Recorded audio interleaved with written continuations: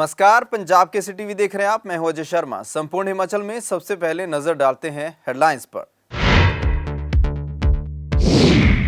शिमला की चौपाल विधानसभा क्षेत्र के नेरवा में सीएम जयराम ने 175 करोड़ रुपए की 30 विकासात्मक परियोजनाओं के किए उद्घाटन और शिलान्यास। बोले, सत्ता आती रहती है, जाती रहती है, हमारा काम सेवा करना और उसी सेवा भाव से हमने काम किया।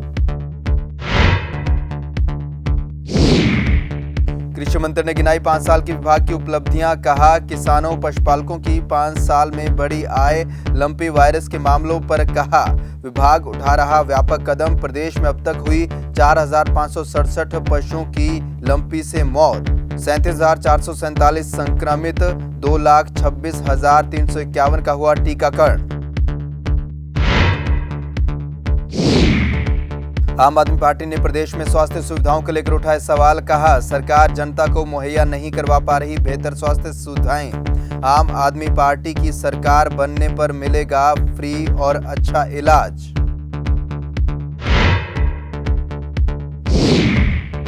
JOAIT पोस्ट कोड 817 के अभ्यर्थियों ने सरकार के खिलाफ खोला मोर्चा। कहा, 24 सितंबर तक सरकार करे भर्ती प्रक्रिया पूरी, नहीं तो 26 सितंबर को कर्मचारी चयन आयोग का करेंगे घेराव। और कुल्लू के पेडी में शुरू हुई 8वीं राष्ट्रीय राफ्टिंग प्रतियोगिता। 11 राज्यों के खिलाड़ी ले रहे प्रतियोगिता में भाग। 21 से 23 सितंबर तक ब्यास नदी की जलधारा में 200 राफ्टिंग खिलाड़ी दिखाएंगे करतब। मुख्यमंत्री जयराम ठाकुर ने आज जिला शिमला की चौपाल विधानसभा के नेरवा क्षेत्र में 175 करोड़ रुपए लागत की 30 विकासात्मक परियोजनाओं के लोकार्पण और शिलान्यास किए। प्रगतिशील हिमाचल स्थापना के 75 वर्ष कार्यक्रम के उपलक्ष्य में महाविद्यालय मैदान नेरवा में विशाल जनसभा को संबोधित करते हुए मुख्यमंत्री ने कहा कि इन कार्यक्रमों के माध्यम से विभिन्न क्षेत्रों से जुड़े प्रदेश के लोगों का आभार व्यक्त किया जा रहा है, जो इसे अन्य कार्यक्रमों से अलग बनाता है। वहीं मुख्यमंत्री ने विभिन्न योजनाओं के उद्घाटन और शिलान्यास भी किए और इलाकावासियों को करोड़ों की सौगातें दी। मुख्यमंत्री ने कुल मिलाकर नेरवा में 175 करोड़ रुपए की 30 विकासात्मक परियोजनाओं के लोकार्पण व शिलान्यास किए। अपने संबोधन में मुख्यमंत्री ने अपनी सरकार की उपलब्धियां और योजनाएं गिनाते हुए कहा कि सत्ता आती और जाती रहती है, लेकिन हमारा काम सेवा करना है और उसी भाव से हमने काम किया है। हिमाचल प्रदेश में 3,20,000 से गरीब आदमी का इलाज हिमाचल प्रदेश में हमने किया। केयर के माध्यम से जिनको हमने स्वस्थ करके घर भेजा बिना पैसे के इलाज। हमने और आगे बढ़ करके ये भी सोचा, कुछ लोग ऐसे भी हैं जो बेबस है, बिस्तर पर हैं, अपना काम भी कर नहीं सकते, अपना हाथ पांव भी चलाने की स्थिति में नहीं है, बीमारी ऐसी है, उसका क्या होगा? हमने ऐसे लोगों के लिए अलग से मदद करनी चाहिए। और हमने तय किया हिमाचल प्रदेश में जितने इस तरह के मरीज हैं जो जिंदा है, बिस्तर पर पड़े, अपना काम भी खुद नहीं कर सकते हैं, उनके लिए अलग से सोचना चाहिए। तो हमने मुख्यमंत्री सहारा योजना की शुरुआत की और उस सहारा योजना के अंतर्गत हमने सोचा था 5,000 होंगे, 4,000 होंगे, इतने तो लोग हिमाचल प्रदेश में ऐसे होंगे जो बिस्तर पर पड़े हैं, जो कैंसर की स्टेज 4 पे है, किडनी की जो है वो जो किडनी फेल होने के कारण लास्ट स्टेज पर है, ऐसे ब्रेन हेमरेज की वजह से जो है वो कोमा में है, ऐसे लोग होंगे, किसी एक्सीडेंट के कारण स्पाइनल कॉर्ड टूट गई, टांगे टूट गए, चल नहीं सकते हैं, बिस्तर पर। हमने सोचा कि 4-5,000 होंगे। तो अभी मालूम पड़ा कि हिमाचल प्रदेश में 20,000 लोग ऐसे हैं जो बिस्तर पर हैं, जिंदा है, अपना काम भी खुद नहीं कर सकते हैं, पानी का गिलास पिलाने के लिए भी दूसरे के पर निर्भर है। हमने ऐसे लोगों के लिए हिमाचल प्रदेश में योजना शुरू की, सहारा योजना। हम 3,000 रुपए ऐसे गरीब लोगों के ऐसे मरीज जो जितने पड़े हैं 20,000 लोगों के खाते में हर महीने डाल रहे हैं, उनकी मदद कर रहे हैं, उनकी सेवा। सत्ता आती है जाती है, लेकिन हमारा काम सेवा और उस सेवा के भाव के साथ हमने हिमाचल प्रदेश का काम किया। मिले गया प्रदेश भाजपा सरकार का 5 साल का कार्यकाल पूरा होने जा रहा है। ऐसे में जयराम सरकार के मंत्री अपनी उपलब्धियां गिनाने में लगे हुए हैं। इसी कड़ी में शिमला में पत्रकारों से बातचीत के दौरान कृषि एवं पशुपालन मंत्री वीरेंद्र कंवर ने अपने विभाग की 5 साल की उपलब्धियां गिनाई। वीरेंद्र कंवर ने सरकार के 5 साल के कार्यकाल को स्वर्णिम करार दिया और कहा कि सरकार ने दृष्टिपत्र की घोषणाओं से बढ़कर प्रदेश हित में काम किए हैं। वीरेंद्र कंवर ने कहा कि पिछले 5 साल में किसानों और पशुपालकों की आय बढ़ी है।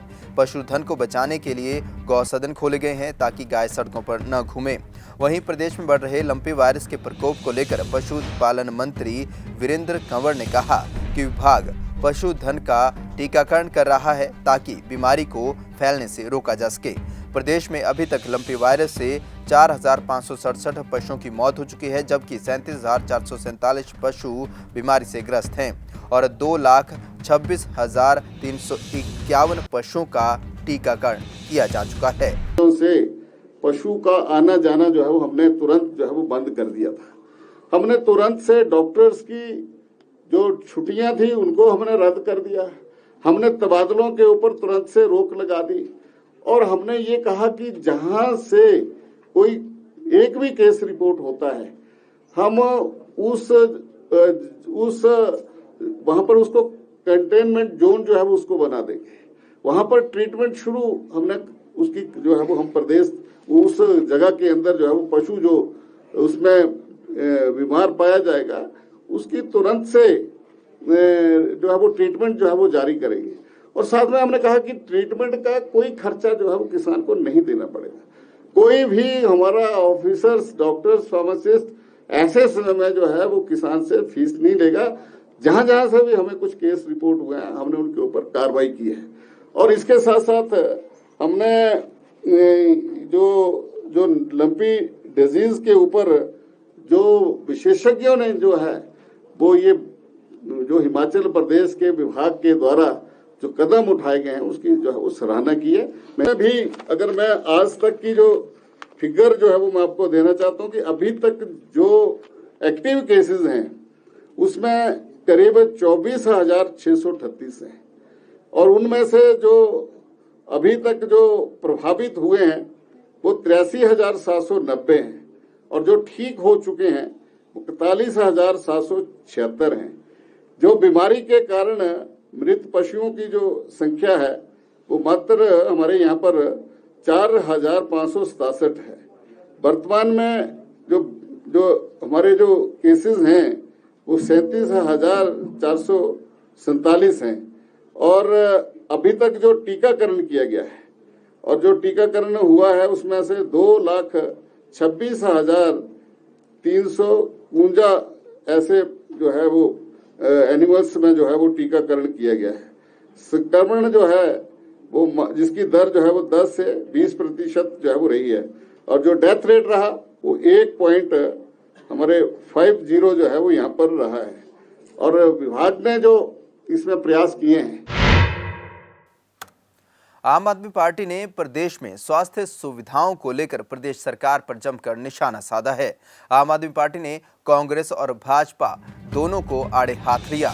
शिमला संसदीय क्षेत्र के आम आदमी पार्टी इंचार्ज राकेश चमन आजटा ने पत्रकारों से बातचीत के दौरान कहा कि कांग्रेस भाजपा कभी भी प्रदेश की स्वास्थ्य सुविधाओं को लेकर गंभीर नहीं रही। आज भी प्रदेश में जो स्वास्थ्य सुविधाएं हैं वह जनता के लिए नाकाफी हैं। उन्होंने कहा कि बेहतर स्वास्थ्य सुविधाएं पाना आम आदमी का अधिकार है, लेकिन बावजूद इसके सरकार जनता को स्वास्थ्य सुविधाएं मुहैया नहीं करवा पा रही है। उन्होंने दावा किया कि आम आदमी पार्टी की सरकार बनने पर आम जनता को बेहतर स्वास्थ्य सुविधाएं प्रदान की जाएंगी। आप कृपया करके हिमाचल की जो जनता है उसको आप स्वास्थ्य सेवाएं दीजिए। एक बहुत ही आपका पिछला जो ये टेन्योर है 5 साल का बहुत ही निराशाजनक रहा है, खास करके स्वास्थ्य सेवाओं को लेकर के। तो अब जनता के बीच में हम लोग ये कहना चाहते हैं कि आप इन लोगों को हटाइए, क्योंकि इन लोगों के बस में है नहीं। स्वास्थ्य मंत्री का आज तक कोई बयान नहीं आता है कि क्या वहाँ पे सगड़ा जैसी जल हालत में कुछ दिनों पहले आप देख रहे थे कि क्या हुआ है। और यहाँ पे हमारे आईजीएमसी में और केएनएच में एक बेड पर 2 पेशेंट जो है वो 3 पेशेंट को लेटाया जा रहा है। इनके पास बेड्स तक अभी तक इन्होंने वो नहीं बनाए हैं। पिछले 2 सालों से JOAIT पोस्ट कोड 817 के अभ्यर्थी नियुक्ति का इंतजार कर रहे हैं, लेकिन इनकी नियुक्ति नहीं हो पा रही है। ऐसे में अब इन अभ्यर्थियों ने सरकार के खिलाफ मोर्चा खोल दिया है। अभ्यर्थियों ने सरकार को 24 सितंबर तक भर्ती प्रक्रिया पूरी करने का अल्टीमेटम दिया है और यदि ये प्रक्रिया पूरी नहीं होती है तो 26 सितंबर को हजारों की संख्या में हमीरपुर कर्मचारी चयन आयोग का घेराव करने का ऐलान किया है। JOAIT पोस्ट कोड 817 के अभ्यर्थी किशोरी शर्मा ने शिमला में पत्रकारों से बातचीत के दौरान कहा कि ये भर्ती कानूनी पेंच में फंसी हुई थी, लेकिन 31 दिसंबर 2021 से इसमें कोई कानूनी बाधा नहीं है। 9 महीने हो गए फिर भी आयोग इसका रिजल्ट घोषित करके भर्ती पूरी नहीं कर रहा। हम कोशिश कर रहे हैं, हम प्रार्थना कर रहे हैं कि कर्मचारी चयन आयोग इसी महीने की 24 तारीख तक हमारा रिजल्ट दे दे, क्योंकि 25 को संडे आ रहा है। अगर रिजल्ट नहीं आता है तो हमारे पीछे जिन तमाम अभ्यर्थियों का सहयोग है, जो कह रहे हैं, जिन्होंने हमें यहाँ भेजा है, उन्होंने ये कहा कि 26 तारीख को हम फिर सैकड़ों की संख्या में आयोग कार्यालय के बाहर आ जाएंगे और वो फिर आयोग का मैटर नहीं है ना, ये कोर्ट का मैटर नहीं है। तो क्या करेंगे वहाँ धरना? ऐसा कुछ करेंगे फिर। अब वो जो लोग आएंगे वो फिर उसमें तय करेंगे क्या करना है, क्योंकि चुनावों में सरकार नहीं यार देखो, सरकार के खिलाफ उसकी बात नहीं होती है। हमें अपने देखो जो बेरोजगार होते हैं, मैं पहली बात ये कह दूं कि बेरोजगार इसको किस तरह से देखते हैं आप? पॉलिटिकल मुद्दा हम नहीं करते हैं। हमें देखो आज ये मजबूरी है हमारी कि हम प्रेस क्लब में आ रहे हैं। हम लोग लाइब्रेरी के बंदे हैं, पढ़ने वाले लोग हैं लाइब्रेरी। जब ये सरकार आपकी बात ही नहीं सुनेगी तो फिर भी आप जनता का अधिकार है ना। तो ये देखो ना, बात नहीं सुनेगी तो फिर लोग क्या करेंगे? आप तो ये तो बोलने की बात क्या है इसमें, ये तो लोग समझेंगे कि भाई आप नहीं सुन रहे हैं। 4 साल हो गए, कोई भर्ती पूरी नहीं होगी। तो अब आपको पता है कि सबसे पढ़ा लिखा, आप ऑब्जर्वेशन करो, इसका IQ लेवल देखो, पूरे देश में सबसे पढ़ा लिखा और समझदार युवा हिमाचल में है। वो खुद सोचेगा कि क्या करना है फिर। अब हमारे कहने की भी बात क्या है इसमें, है ना जी? तो वो देखेंगे कि क्या करना है। अब देखिए इसमें एनटीटी के पदों को भरने के लिए अगर प्रदेश सरकार 27 सितंबर को होने वाली कैबिनेट बैठक में निर्णय नहीं लेती है तो शिक्षा विभाग का घेराव किया जाएगा। यह चेतावनी दी है एनटीटी की प्रदेश अध्यक्षा वंदना गौतम और भारतीय जनता मजदूर संघ की महामंत्री वीर सिंह भारद्वाज ने। मंडी में पत्रकारों से बातचीत के दौरान इन्होंने कहा कि एनटीटी के पदों पर भर्ती चुनाव से पहले हो, नहीं तो ये शिक्षा विभाग का घेराव करेंगे। जैसे कि आप सभी जानते हो कि जब कैबिनेट आती है, कैबिनेट से 1-2 दिन पहले हमारे जो एनटीटी का भर्ती ड्राफ्ट है उसे वापस कर दिया जाता है। कभी उसमें कहा जाता है कि इसमें कुछ टेक्निकल इशू है, कभी कहा जाता है कि इसको बीके विभाग से इस फाइल को वापस कर दिया गया है, या कभी कहा जाता है कि इसके नियमों में कुछ संशोधन करना है, या कोई भी रूल एंड रेगुलेशन लेके। तो जितना भी हमारा एनटीटी संगठन है, हमारी राज्य एनटीटी कार्यकारिणी है, हम सब इस चीज़ से बहुत परेशान हो चुके हैं। ये रोज़ का जो एक एनटीटी को एक फुटबॉल बना के रख दिया है कि इधर की गेंद वहाँ और वहाँ की गेंद यहाँ। तो अब हम चाहते हैं कि जो भी 15 अगस्त के दिन, स्वतंत्रता दिवस के दिन, हमारे माननीय सम्माननीय मुख्यमंत्री श्री जयराम ठाकुर जी ने एनटीटी के पदों को भरने की घोषणा की थी, उस कार्य को पूरा किया जाए, उनकी घोषणा को अमली जामा पहनाया जाए। और इसी के साथ मेरी शिक्षा विभाग के उच्च अधिकारियों से भी अपील है कि जो भी इसमें टेक्निकल इशू है, ऐसे कोई इशूज नहीं है जिनको आप सॉल्व नहीं कर सकते हैं, प्लीज़ मैं वंदना गौतम एनटीटी की प्रदेश अध्यक्षा अपनी समस्त राज्य कार्यकारिणी और अपने समस्त एनटीटी संघ और उन अभिभावकों की तरफ से जिनके बच्चे प्री प्राइमरी में एडमिशन ले चुके हैं, और कोई कम बच्चे नहीं हैं, 50,000 से अधिक बच्चे हैं जो प्री प्राइमरी में हैं, और उनके अभिभावक दिन रात परेशान है कि हमारे बच्चों की जो पढ़ाई है वो सुचारू रूप से नहीं चल रही है। उत्तर भारत के प्रसिद्ध शक्तिपीठ श्री नैना देवी जी में 26 सितंबर से 5 अक्टूबर तक होने वाले अश्विन नवरात्रि मेला में श्रद्धालुओं के दर्शनार्थ के लिए आवश्यक प्रबंधों को लेकर आज उपायुक्त एवं आयुक्त मंदिर न्यास श्री नैना देवी जी पंकज राय की अध्यक्षता में बैठक का आयोजन किया गया। यह बैठक उपायुक्त कार्यालय के बचत भवन में आयोजित की गई, जिसमें संबंधित विभागों के सभी अधिकारियों ने भाग लिया। बैठक में एसडीएम स्वारघाट को मेला अधिकारी और एसएचओ कोर्ट को सहायक पुलिस मेला अधिकारी नियुक्त किया गया। उन्होंने कहा कि अश्विन नवरात्रों के दौरान श्री नैना देवी जी क्षेत्र को 9 सेक्टर में विभाजित किया जाएगा। अश्विन नवरात्र के दौरान कानून व्यवस्था को सुचारू रूप से बनाए रखने के लिए 500 से 600 पुलिस जवान और 150 होमगार्ड के जवानों को तैनात किया जाएगा, ताकि श्रद्धालुओं को किसी प्रकार की असुविधा का सामना न करना पड़े। 26 तारीख से लेके 5 तारीख तक मेले चल रहे हैं नैना देवी माता के मंदिर में, और इसमें लगभग दिन में 20 से 25 हज़ार श्रद्धालु आते हैं, पिलग्रिम्स आते हैं, तो उनको प्रॉपर अरेंजमेंट्स, उनके लिए प्रॉपर अरेंजमेंट्स है, उसके लिए हमने आज मीटिंग की थी, जिसमें सभी विभागों के अधिकारियों को निर्देश दिए गए हैं ताकि किसी तरह की असुविधा जो है वो पिलग्रिम्स को ना हो और सभी इंतजाम जो है वो अच्छे से हो। भारतीय सेना के चेतक कोर गनर्स द्वारा 196वें गनर्स डे और आज़ादी के अमृत महोत्सव के उपलक्ष्य में धर्मशाला क्षेत्र में मनोरंजन और ट्रैकिंग अभियान की शुरुआत की गई। इस अभियान को कर्नल दिग्विजय सिंह ने हरी झंडी दिखाकर रवाना किया। ट्रैकिंग टीम में एक अधिकारी, एक जेसीओ और 8 जवान शामिल हैं। टीम धौलाधार के पर्वतीय क्षेत्र में 345 किलोमीटर की दूरी तय करेगी। अभियान के दौरान पूर्व सैनिकों और स्थानीय जनता से बातचीत की जाएगी और भारतीय सेना द्वारा स्वच्छ भारत अभियान के बारे में लोगों को जागरूक किया जाएगा। राष्ट्रपिता महात्मा गांधी की 153वीं जयंती के उपलक्ष्य पर स्वच्छता अभियान भी चलाया जाएगा। मनोरंजन एवं ट्रैकिंग अभियान का समापन 27 सितंबर को सतीरुंडी हेलीपैड पर होगा।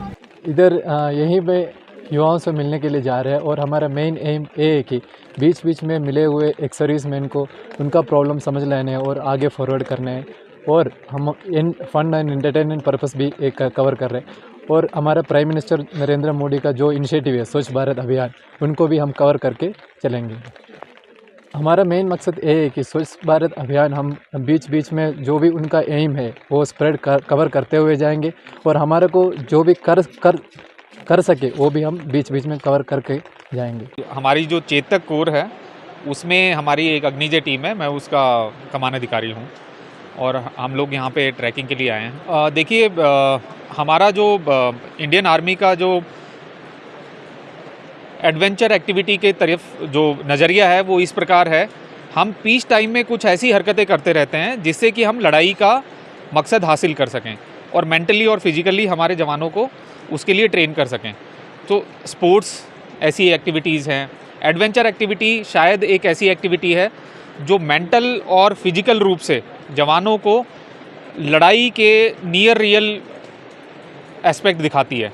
सो हमारा मकसद रहता है कि हर साल हमारे कुछ जवान ऐसी एडवेंचर एक्टिविटी करें, और उसी के मद्देनज़र रखते हुए हमने ये एडवेंचर एक्टिविटी चुनी। एनसीसी यूनिट ऊना द्वारा जिला स्तरीय शौर्य पुरस्कार वितरण समारोह का आयोजन किया गया, जिसमें जिला भर के शहीद सैनिकों के परिजनों को शौर्य पुरस्कारों से सम्मानित किया गया।